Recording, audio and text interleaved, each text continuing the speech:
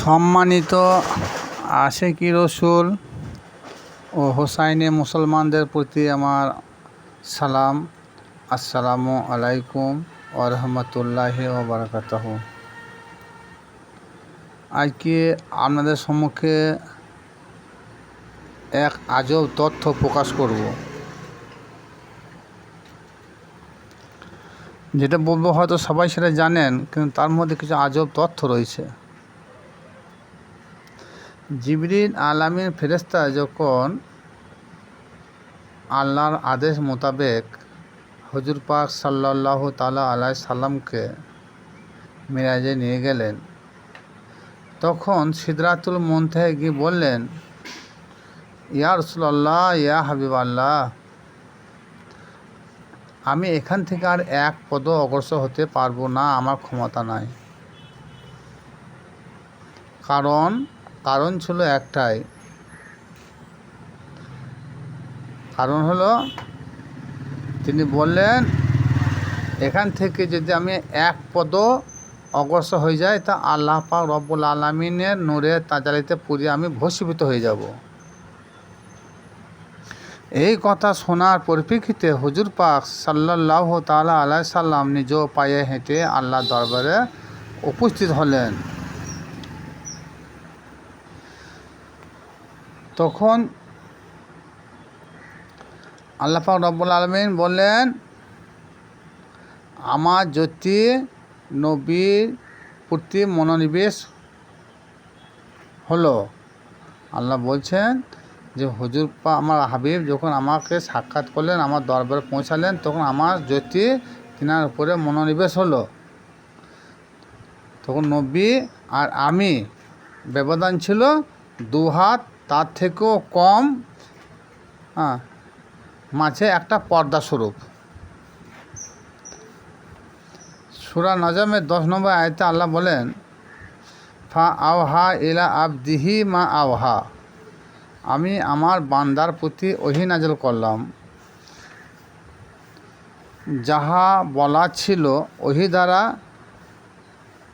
বলেছি। এখানে এই আয়াতে কোনো তফসিরকারদের কোনো বিমত নাই। সমস্ত তফসিরকারদের একটা মত যে এই ঘটনাটা ঘটেছিল মেরাজের রাতে। কিন্তু দেখুন এইখানে ভাবুন, আবার বলছি, আল্লাহ বলছেন ফা আওহা ইলা আবদিহি মা আওহা, মেরাজের রাতে আমি আমার বান্দার প্রতি ওহী নাযিল করলাম, যাহা কিছু বলা ছিল ওহী দ্বারাই বলেছি। ওহীটা দায়িত্বকার আপনারা সবাই জানেন। ওহীর দায়িত্ব হলো জিবরিল আলামিন ফেরেশতা, ওনার কাজ হচ্ছে আল্লাহর কাছ থেকে বার্তা বই নিয়ে আল্লাহর হাবিবের কাছে পৌঁছে দেওয়া। আর এখানে আল্লাহ বলছেন আমি আমার বান্দার প্রতি ওহী নাযিল করলাম। এখানে আল্লাহ তার বান্দা বলতে চাইলো, মানে তার হুজুর পাক সাল্লাল্লাহু তাআলা আলাইহি সাল্লামকে তিনি বান্দা বলেছেন এইখানটায়। তাহলে আল্লাহ তার হাবিবের মধ্যস্থলে কোনো কিন্তু দূরত্ব ছিল না। এবং কোনো তফসিরকারক বলছে, কে বলছে এটা পর্দা ছিল, আর কে বলছে কোনো পর্দা ছিল না। এটা এক নিগূঢ় রহস্য। আবার বলছে 2 ধনুকের ব্যবধান।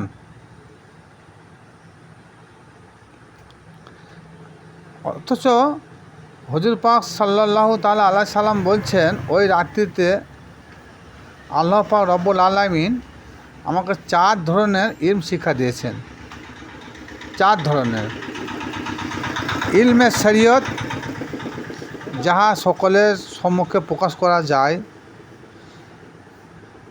ইলমে মারেফত, যে জ্ঞান যা খাস বান্দা ব্যতীত প্রকাশ করা যাবে না। হাকিকত, এই জ্ঞান যা বিশেষ ব্যক্তিবর্গের মুখে মুখে শিক্ষা দেওয়া হয়। আর এক ধরনের জ্ঞান যাহা আলোচনা হয়েছে সেটা আল্লাহ তার রসুলই ভালো জানেন, এছাড়া বিস্তারিত আলোচনা করা হয় নাই। প্রকাশ করলে হয়তো কেউ বরদাস্ত করতে পারবে, কেউ পারবে না। তার জন্যে যেটা আল্লাহ বলেছেন, রসুল শুনেছেন।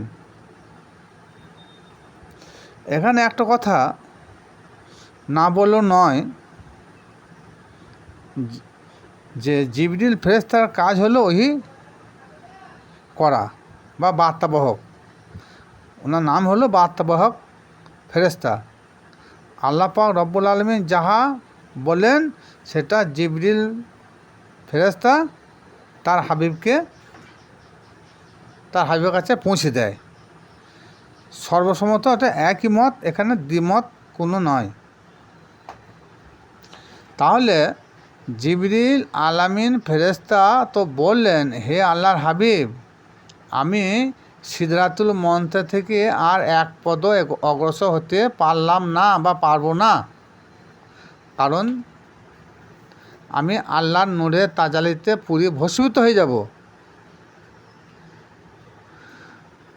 অথচ আল্লাহ পাক রব্বুল আলামিন বলছেন যে ওই রাত্রিতে আমি যা আমার হাবিবকে যা বলা ছিল ওহি দ্বারা আমি বলেছি। কিন্তু সূরা নাজমের মধ্যে 10 নম্বর আয়াতে আল্লাহ বললেন, আমার হাবিব যখন আমার সাক্ষাতে এলেন তখন আমি যাহা কিছু শিক্ষা দিয়েছি সব কিন্তু ওহি দ্বারা শিক্ষা দিয়েছি। আগে জিবরিল ফেরেশতা বললেন, হুজুর আমি তো ওই স্থানে আর যেতে পারবো না। তারপর আবার আল্লাহ বলছেন যে ওই সময়ে আমি যাহা কিছু আমার হাবিবকে শিক্ষা দিয়েছি, আমার বন্ধুকে শিক্ষা দিয়েছি, সব কিন্তু জিবরিল ফেরেশতার মাধ্যমে ওহি করে দিয়েছি। অথচ ওহি হলে জিবরিল আলামিন ওহি যখন আল্লাহর কাছে আনতেন সেটা দূর থেকে হয় না, কাছাকাছি হয়। অথচ যখন আল্লাহর নবীকে নিয়ে গেলেন তখন জিবরিল আলামিন কি বললেন, ইয়া রাসূলুল্লাহ, ইয়া হাবিবাল্লাহ, আপনি নিজের পায়ে হেঁটে যান, আমি ওইখানে গেলে আমি নূরের তাজালিতে পুরি ছারখার হয়ে যাব, ভস্মীভূত হয়ে যাব।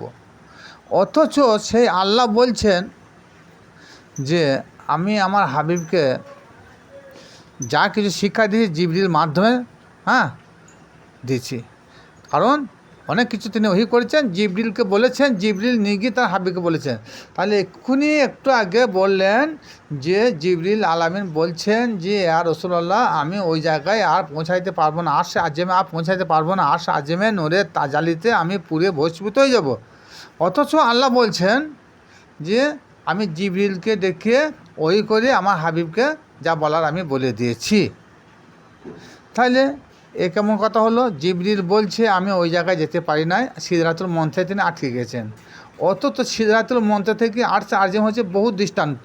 তাহলে সেখান থেকে জিবরিল আলামিনকে আল্লাহ কীভাবে তিনি বার্তা পাঠান, কীভাবে ওহি করেন?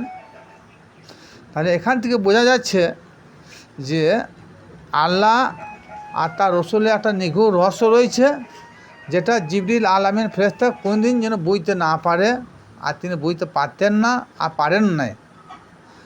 কারণ যদি ওই জায়গায় সিদরাতুল মুনতাহা থেকে ডাইরেক্ট যদি তিনি আল্লাহর হাবিবকে নিয়ে যেতেন তাহলে আসল নিগূঢ় রহস্যটা প্রকাশ পেয়ে যেত।